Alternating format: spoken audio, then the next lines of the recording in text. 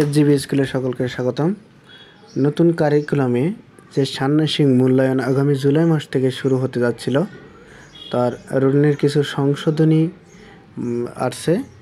যেমন আগের যে রুটিনটা আমাদের ছিল ৩/৭/২০২৪ বুধবার ৬ষ্ঠ শ্রেণী বাংলা, ৭ম শ্রেণী ধর্ম, ৮ম শ্রেণী জীবন ও জীবিকা, ৯ম শ্রেণী ইতিহাস ও সামাজিক বিজ্ঞান। ৬/৭/২০২৪ শনিবার ৬ষ্ঠ শ্রেণী ইংরেজি, ৭ম শ্রেণী শিল্প ও সংস্কৃতি, ৮ম শ্রেণী স্বাস্থ্য সুরক্ষা, ৯ম শ্রেণী ডিজিটাল প্রযুক্তি। ১০/৭/২০২৪ বুধবার ৬ষ্ঠ শ্রেণীর গণিত পরীক্ষা, ৭ম শ্রেণীর বাংলা, ৮ম শ্রেণীর ধর্ম, ৯ম শ্রেণীর জীবন ও জীবিকা। এখানে ১৩/৭/২০২৪ যে পরীক্ষাটা ছিল, সেই পরীক্ষাটা পরিবর্তিত হয়ে পরের মাসের ৩/৮/২০২৪ চলে গিয়েছে। কারণ এজন্য ১৩/৭/২০২৪ পরীক্ষাটা হবে না।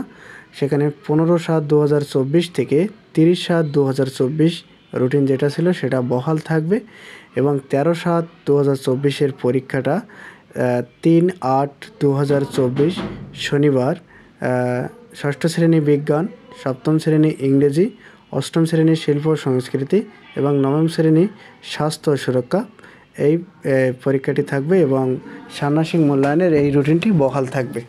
তো আমরা যে পরীক্ষার সিলেবাস সম্পর্কে এর আগেও আমরা জেনেছি।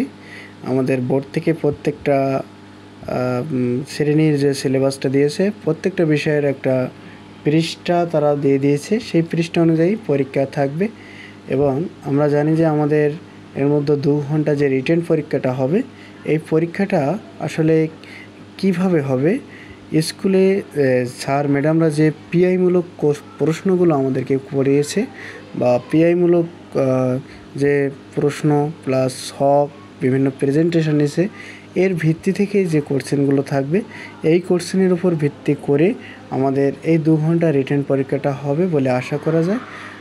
আসলে এ বিষয়ে কেউ শিওর কোনো কিছু বলতে পারছে না, তবে আমাদের উচিত যে বোর্ড আমাদের যে পৃষ্ঠাটা নির্ধারিত করে দিয়েছে, এই পৃষ্ঠা পর্যন্ত যতগুলো ছক আছে, যতগুলো একক কাজ আছে, যতগুলো দলীয় কাজ আছে, এগুলো আমাদেরকে খুব মনোযোগ সহকারে করা এবং স্যারেরা যে পিআইগুলো করছে, ম্যাডামরা যে প্রেজেন্টেশন যে বিষয়ের উপরে, এগুলো আমাদেরকে মনোযোগ সহকারে দেখে যেতে হবে। তাহলে আমরা কিছু একটা ধারণা পাবো।